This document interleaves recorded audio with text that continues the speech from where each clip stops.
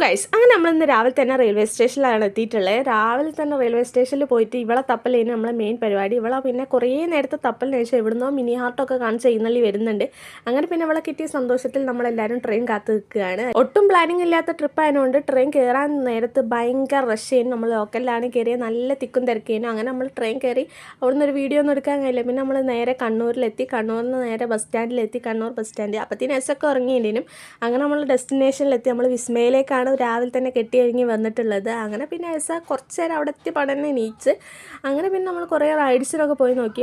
അപ്പോൾ എല്ലാത്തിനും ഒടുക്കത്തെ തിരക്കില്ലാത്ത 1-2 എണ്ണത്തിൽ നമ്മൾ നനയുന്നതിന് മുന്നേ കയറി നോക്കിയിട്ടുണ്ട്. ഇന്നെന്താണെന്നറിയില്ല, ഒടുക്കത്തെ തിരക്കേനു. നമ്മൾ 3-ാം പെരുന്നാൾക്കാണ് അങ്ങോട്ട് എഴുന്നള്ളിയത്. അതുകൊണ്ടാണ് തോന്നുന്നു ട്രെയിനിലും അവിടെയും എല്ലാം തിരക്കേനു. പിന്നെ അത് കഴിഞ്ഞ് കുറച്ച് നമ്മൾ മുന്നോട്ട് എത്തിയപ്പോൾ ഇവിടെ ഒരു കുലുക്കി സർബത്ത് അടിക്കുന്നത് കണ്ട് പിന്നെ നമ്മളെല്ലാവരും അവിടെ സ്റ്റെക്കായി. അപ്പോൾ നോക്കുമ്പോൾ അതിൻ്റെ നേരെ മുന്നിൽ പൂളൊക്കെ നല്ല കാലിയാണ്. എല്ലാവരും റൈഡ് കയറുന്നതിനുണ്ട്. പിന്നെ ഇവാൻ അവിടെ നിന്ന് ഒരു ഗണ്ണും വാങ്ങിച്ച് ഓടി നടക്കുന്നതിന്. അങ്ങനെ പിന്നെ നമ്മൾ ഓരോ കുലുക്കി സർബത്തും അടിച്ച് നേരെ വെള്ളത്തിൽ ഇറങ്ങാൻ വിചാരിച്ച് എല്ലാവരും ആദ്യം റൈഡ് കയറിയിട്ടാണ് വെള്ളത്തിൽ ഇറങ്ങാൻ. ഞങ്ങളത് നേരെ തിരിച്ച് ഇറങ്ങി. പിന്നെ എസ്സക്കും ഇവാനും കുറച്ച് പേടിയുണ്ടെങ്കിലും ആദ്യം, പിന്നെ അവരൊക്കെ വെള്ളത്തിൽ സെറ്റായിട്ടുണ്ടായിരുന്നു.